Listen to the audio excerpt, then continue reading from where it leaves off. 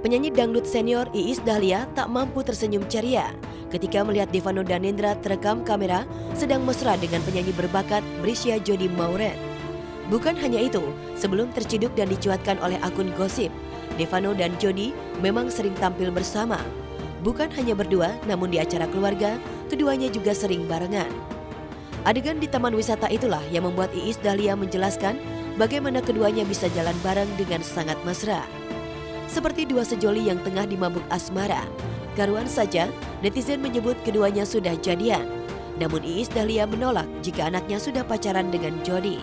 Dia tuh pergi ke Ancol, ada mamahnya Jody, ada papahnya, ada tantenya. Dan aku tahu gitu, jadi gimana sih Bu kalau sama saudara, karena mereka tuh udah kayak saudara.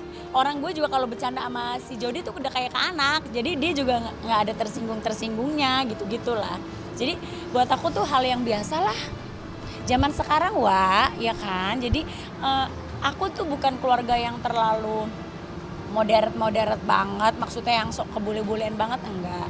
Tapi aku juga bukan keluarga yang strict banget soal aturan-aturan. Jadi buat aku tuh biarinlah mereka menikmati masa mudanya gitu.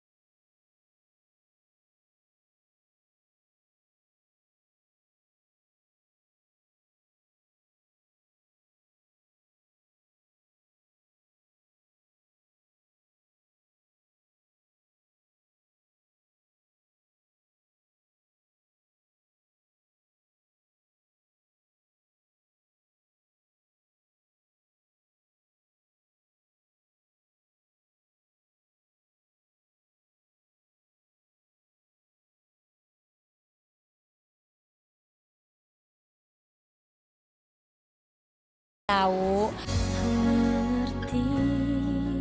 Bukan hanya membantah, walau Iis mengaku sudah kenal dekat dengan orang tua Jody. Namun isu yang terlanjur beredar, Iis Dahlia tak setuju jika Devano pacaran dengan Jody. Akibatnya beragam spekulasi pun mencuat tentang alasan Iis tak merestui anaknya jadian dengan Jody. Bukan hanya soal usia, karena Devano lebih muda 6 tahunan dari Jody. Namun lebih mendasar lagi, yakni karena keduanya memiliki beda keyakinan. Benarkah demikian? Kita emang kan udah bolak-balik dibilang, saya sama keluarganya Jody itu udah kayak saudara gitu. Terus si Devano memang sekarang lagi senang perginya sama Jody. Kalau Devano tuh anaknya begitu.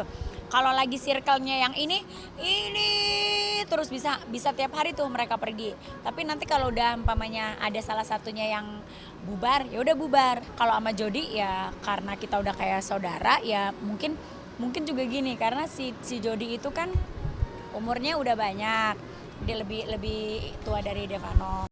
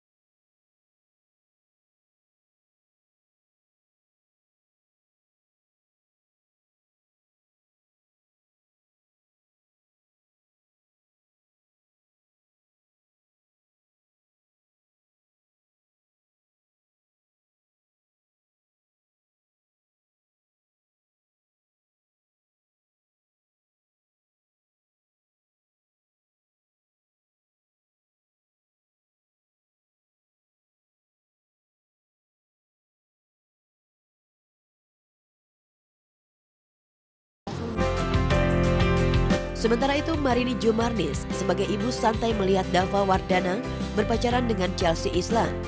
Marini justru merestui hubungan putranya itu. Hanya saja untuk urusan menikah, Marini masih menunggu kesiapan Dava dan Chelsea.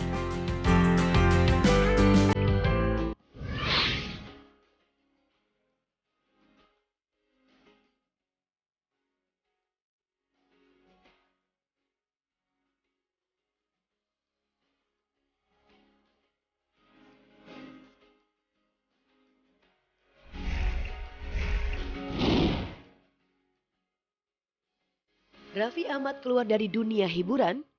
Kabar ini sungguh mengejutkan sekaligus membanggakan. Bagaimana tidak, selama ini Raffi Ahmad begitu terobsesi membesarkan namanya di ranah hiburan. Bahkan kekayaan yang didapatnya kini berasal dari entertainment. Lalu apa alasan Raffi memilih hengkang dari dunia hiburan dan memilih fokus membuat video blog untuk channel video berbagi?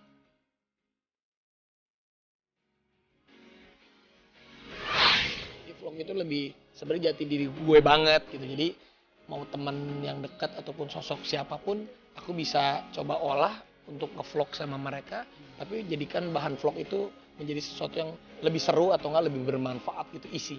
Kita kan apa ya, semakin tua, semakin bertambah usia kan kita pengen menjadi lebih baik untuk diri sendiri, untuk keluarga, untuk orang-orang terdekat, karena kita sebagai manusia kalau kita bisa mencontohkan diri kita dan berguna bagi orang lain kan lebih baik.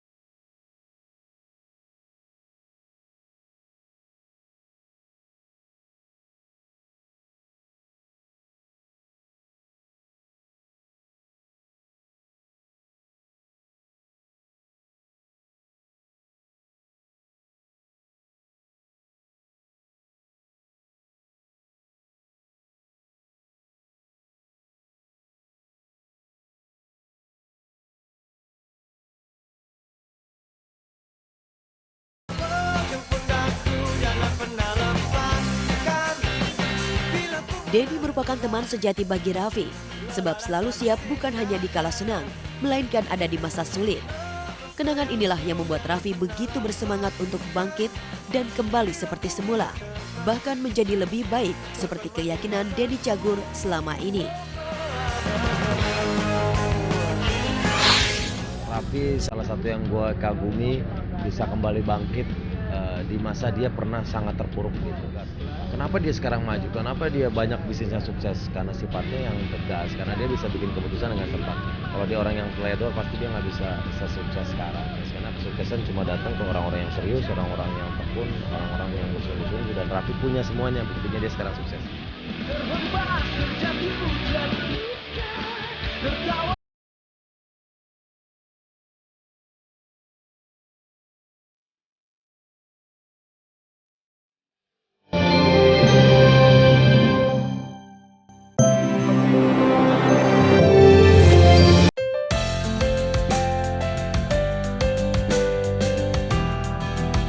Sekelompok narapidana di Newport, Florida, Amerika Serikat melakukan aksi terpuji dan menjadi viral lantaran menggunakan keahliannya membobol sebuah mobil untuk menyelamatkan nyawa seorang bayi yang terkunci di dalamnya. Insiden ini terjadi karena keteledoran ayahnya. Beruntung lokasi tersebut tak jauh dari narapidana yang sedang memperbaiki jalur hijau. Bayi itu pun selamat dalam keadaan sehat. Yes, thank God. Woo! Thank you so much. Nice job, boys. Pilu, entah bagaimana dapat melukiskan kesedihan yang dialami calon mempelai wanita bernama Novi Puspitasari di Majalengka. Di hari yang harusnya menjadi momen paling bahagia dalam hidupnya, Novi harus merelakan kepergian Yusril Mahendra yang merupakan calon mempelai pria untuk selama-lamanya. Padahal Novi telah siap dengan riasan pengantinnya, namun naas Yusril mengalami kecelakaan dalam perjalanan dan tewas.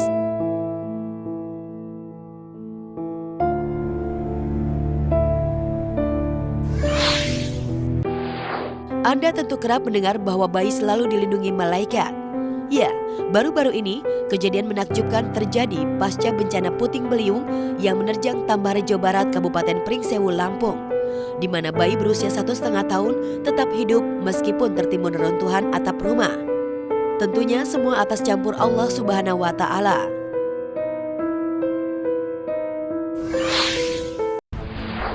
Mungkin sebaiknya Anda harus berhati-hati saat menggunakan handphone seluler. Ya, Senin siang lalu kejadian mengejutkan di Aceh Timur, tepatnya di SMA Negeri 1 Perulak, di mana sebuah motor yang terparkir tiba-tiba meledak. Ternyata hal ini dikarenakan menaruh sebuah handphone di dalam jok motor yang menimbulkan korsleting arus pendek. Beruntung tak ada korban dalam kebakaran tersebut.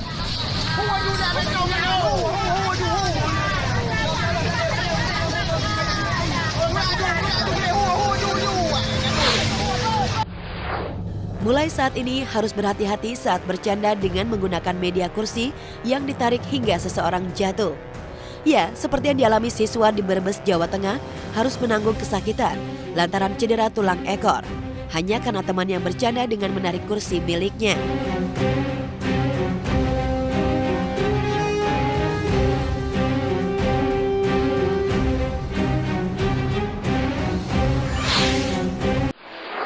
Sebuah foto menjadi viral ketika aktor Bollywood terkenal, Boman Irani, memposting di akun media sosialnya. Kamu bisa bahagia seperti yang kamu inginkan. Foto itu ialah segerombolan bocah yang hidup di pedesaan yang seolah-olah sedang melakukan foto selfie. Namun bila dicermati, bocah-bocah itu selfie dengan menggunakan sandal jepit.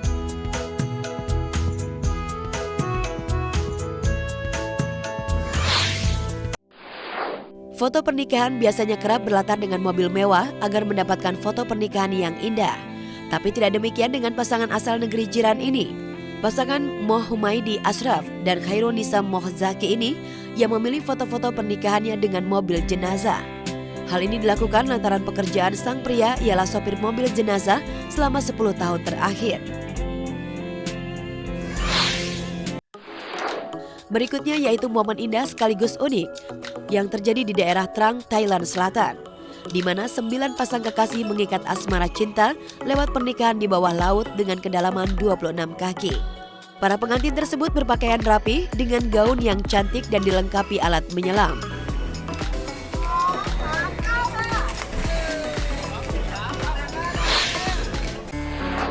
Saat mengendarai sebuah mobil tentunya ada beberapa bagian yang terpenting.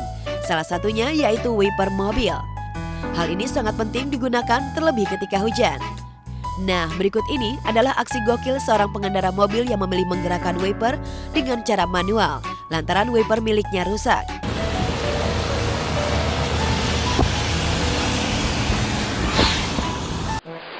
Aksi menggemaskan dilakukan bocah laki-laki yang seolah-olah mengobrol sekaligus mengerti bahasa kucing peliharaannya. Lucunya, sang kucing pun merespon setiap bunyi yang diucapkan bocah tersebut. Video ini pun menjadi viral dan mencuri perhatian netizen dengan aksi gemasnya.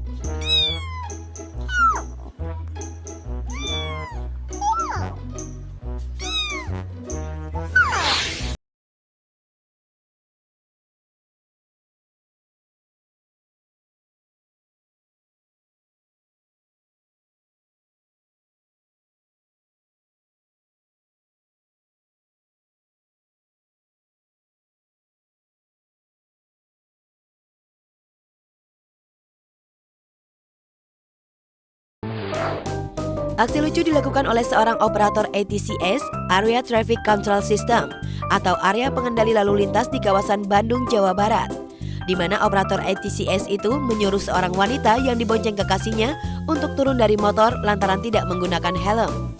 Dengan suara centil dan bahasa kocaknya, pengendara yang awalnya tidak menyadari hal itu pun akhirnya menuruti himbauan operator tersebut dan turun dari motor. Hei, kamu berduaan tapi di belakangnya nggak pakai helm. Kenapa kamu tidak menggunakan helm? Kan kasihan kita himbau. Coba sekarang turun aja daripada kenapa-napa. Udah cepetan turun. Dia juga nggak peduli. Lihat kanan kiri itu pada merhatiin loh. Sebenarnya yang sayang kamu itu dia apa kita sih?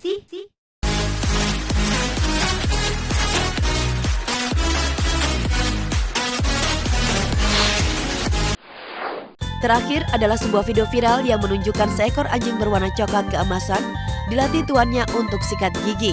Tanpa menolak, sang anjing pun melakukan apa yang disuruh oleh tuannya.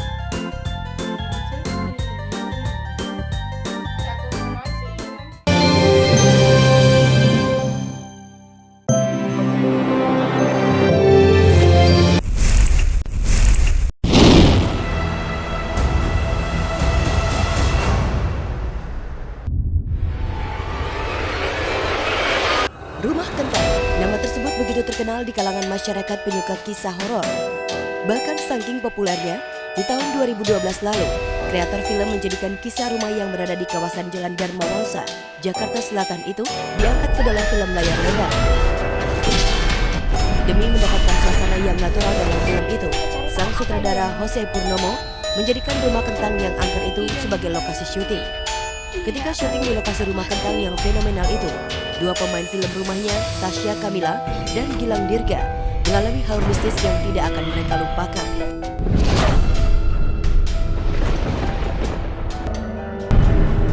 Kita nggak sendirian.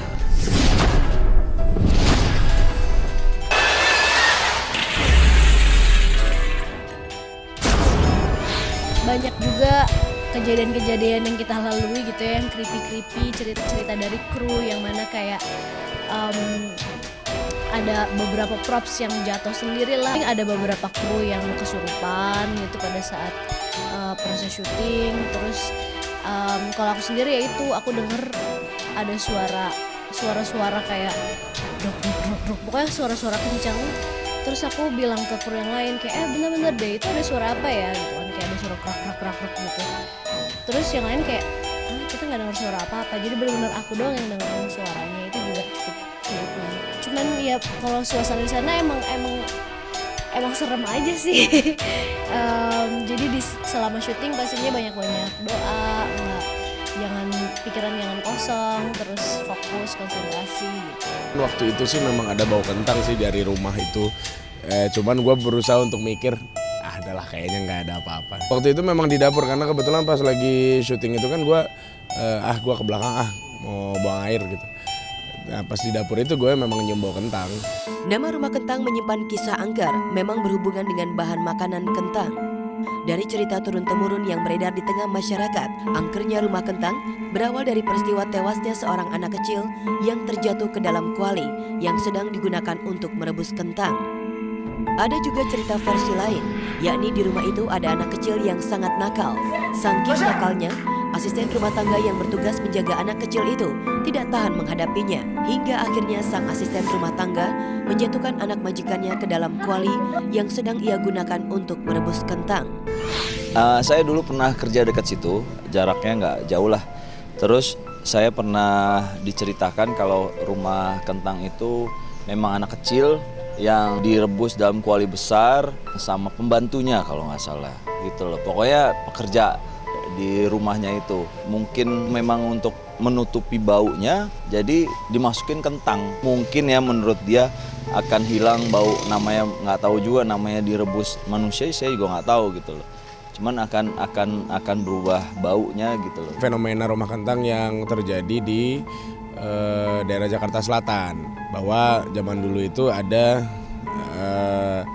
pembantu katanya karena ini anak bandel banget, anak majikannya bandel, Akhirnya pada saat pembantunya lagi masak kentang, nih anak nih masuk ke kuali kentangnya gitu tanpa sepengetahuan pembantu itu, akhirnya ikut kerebus bersama kentang dan disajikan bersama kentang karena pembantunya kayak aduh gimana nih, katanya gitu ceritanya seperti itu. Apapun asal-usul ceritanya, rumah kentang tetaplah menyimpan misteri. Pada siang hari terlihat bersih, namun pada malam hari tidak sedikit orang yang pernah melewati rumah kentang itu merasakan aroma mistis berupa bau kentang dan mendengar suara anak kecil menangis.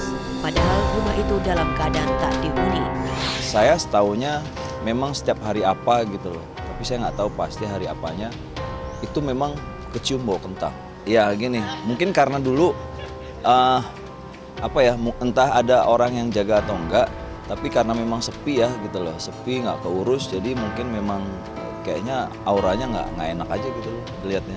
Beda kan kalau misalnya rumah ada hawa manusianya, itu beda gitu. Kalau sore suka kecium bau seperti gorengan kentang. Jadi kalau udah mulai masuk jam 6, siapapun yang ke sana lewat atau berhenti nanti akan kecium bau tuh. Bau semerbak seperti bau kentang. Mengenai keangkeran rumah kentang yang berlokasi di Jalan Dharma Wangsa, Jakarta Selatan, dibenarkan oleh praktisi supranatural Ki Kusumo. Ki Kusumo yang juga ikut berlakon di film Rumah Kentang menjelaskan makhluk gaib atau astral yang ada di rumah fenomenal itu. Banyak sekali muncul wujud anak kecil lari-lari. Kemudian sebetulnya wujudnya itu kalau saya lihat sih makhluknya mungkin nggak banyak, tetapi dia mewujudkan kalau dirinya seperti banyak.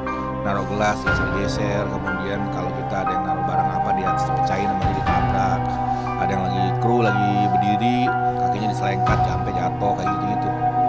Jadi memang dan itu berulang selama beberapa hari di sana, gangguannya banyak. Cerita keangkeran rumah kentang menjadi suatu dari banyaknya kisah mistis yang ada di tengah masyarakat Indonesia. Dan ketika mengetahui rumahnya angker atau dihuni makhluk gaib, biasanya orang tidak mau tinggali dan dikosongkan begitu saja. Tapi tidak demikian dengan aktor David Hoffman. Mengetahui rumahnya ada makhluk astral yang sering menampakkan diri, pemeran Junet atau Ayah Fatih di sinetron Fatih di Kampung Jawara yang tayang di layar MNC TV ini memilih tidak mau pindah. Di rumah saya sendiri juga ada anak kecil, perempuan. Lihat banget. Enggak, maksudnya gini, saya sih gini, untuk nantangin, untuk lihat dan segala macam saya nggak mau. Kalau saya untuk komunikasi saya nggak mau, karena apa? Kita nggak tahu kan suatu hari mungkin ketemu, ngobrol, dia curhat untuk untuk nyelesain masalahnya ya, terbebani kita. Rumah yang terindikasi ada penghuni jin di dalamnya, penghuni rumahnya akan sulit tidur, bahkan kadang-kadang ketika rumah itu sangat sudah banyak penghuni gaibnya, akan terjadi banyak sakit kepada orang-orang yang menghuninya. Menghadapi tingkah iseng jin atau makhluk gaib yang mengganggu di rumah, sebaiknya manusia tidak usah takut dan memilih mengalah. Karena sejatinya, manusia diciptakan Allah Subhanahu wa Ta'ala lebih mulia dari jin atau makhluk gaib. Aku sendiri sih bukan tipe orang yang kayak penakut gitu ya. Aku sendiri emang orang yang logis, tapi aku ya pastinya percaya lah ya, ada makhluk gaib gitu tuh pasti ada. Rumah yang berpenghuni jin, maka tidak perlu ditakuti. Kita perlu takut hanya kepada Allah Subhanahu wa Ta'ala, sementara jin adalah ciptaan Allah Subhanahu wa Ta'ala. Yang disinyalir terindikasi ada penghuni jin di dalamnya, wajib rumah tersebut diruqyah.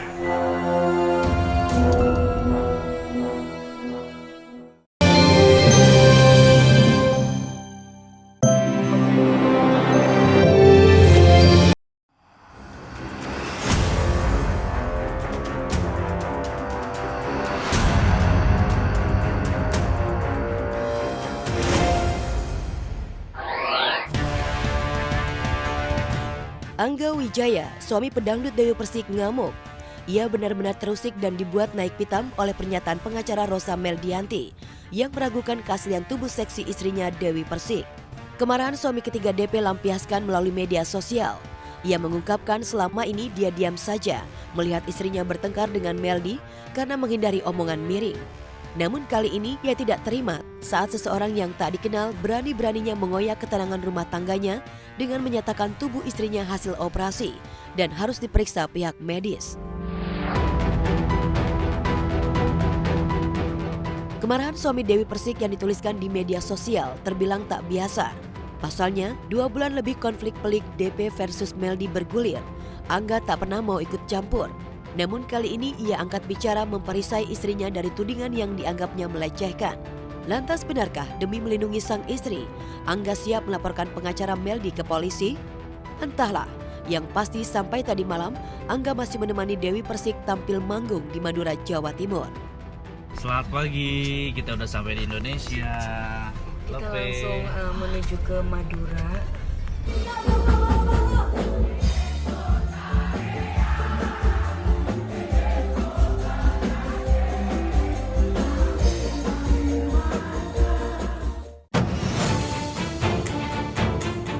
Luapan emosi Angga Wijaya di media sosial seakan menegaskan perseteruan antar saudara Dewi Persik versus Rosa Meldianti sulit bakal berakhir damai.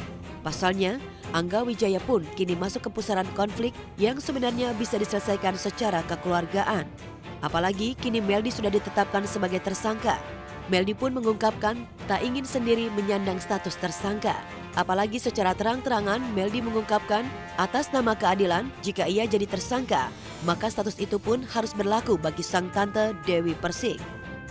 Sama-sama mencemarkan kok gitu. Kalau kita nggak bisa munafik loh mas, ya memang saya mencemarkan, beliau juga mencemarkan. Setiap orang punya hak. Menurut kajian hukum kami, berdasarkan barang bukti yang kami miliki dan saksi-saksi yang kami miliki, patut diduga adanya tidak pidana sebagaimana dimaksud dengan pasal 310, 311 dan melanggar undang-undang ITE.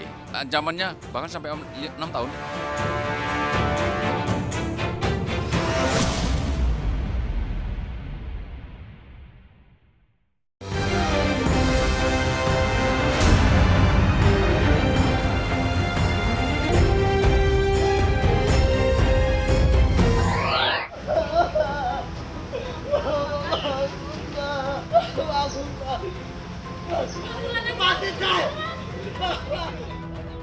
Ya, itulah aksi Syakir Fatih Daulay di sinetron Fatih di Kampung Jawara. Sukses dan populer di usia muda, ternyata tak membuat Fatih jumawa. Bahkan Syakir dikenal sebagai sosok yang periang dan aktif mengumbar canda. Faktanya, saat kami temui baru-baru ini, di sela-sela break syuting, si pemeran Fatih itu tampak asyik menyapa para pemain lainnya ala-ala vlogger. Halo, assalamualaikum teman-teman semuanya dan pemirsa di rumah. Semoga sehat selalu. Sekarang Fatih lagi break syuting Fatih di Kampung Jawara. Sekarang waktunya kita isoma, istirahat, sholat bareng mama. Maksudnya istirahat, sholat, makan gitu. Ini jadi di sini banyak yang lagi makan tuh guys ya. Setiap hari menanggapi kehaluan Syakir Daulay. Waduh. Ya. Ini mamanya Fatih. Jadi isoma itu istirahat, sholat bareng mama. Kerja bahagia, ya mungkin itulah prinsip yang dipegang pesinetron muda ini. Meski harus melewati hampir 24 jam di lokasi syuting, Syakir tetap menjaga mood cerianya. Bahkan di sela-sela break syuting, ia tak pernah absen memberi makan kucing. Subhanallah, ternyata Bang Fatih selain pandai bela diri, pencinta binatang loh. Kata Rasulullah SAW, apalagi kucing kan binatang kesukaannya Rasulullah SAW. Dan kata Allah, siapa yang menyayangi makhluk di bumi, dia bakal disayang oleh Allah gitu. Jadi siapa yang menyayangi akan disayang sama Allah. Selain dikenal sebagai pencinta hewan, di mata lawan mainnya di sinetron Fatih di Kampung Jawara, Syakir sosok yang religius. Ia tak pernah ketinggalan ibadah sholat 5 waktu. Dan yang menarik, tak banyak yang tahu, ternyata ia juga bertekad menjadi seorang hafiz atau penghafal Al-Quran. Untuk itu, setiap kali sehabis sholat, ia sering mengulang hafalan Quran yang sudah ia kuasai di luar kepala. Berikut suara merdu Syakir saat menunjukkan salah satu surat Quran yang ia hafal. Idza waqa'atil waqi'ah laysa liwaqa'atiha kadhibah khafidatur rafi'ah إذا رجت الأرض رجا وبست الجبال بسا فكانت هباء منبثا وكنتم أزواجا ثلاثة فأصحاب الميمنة ما أصحاب الميمنة وأصحاب المشأمة ما أصحاب المشأمة والسابقون السابقون صدق الله العظيم. Teman-teman doain semoga Syakir bisa terus walaupun jadi anak muda, semoga bisa tetap lanjutin hafalan Qur'annya sampai selesai.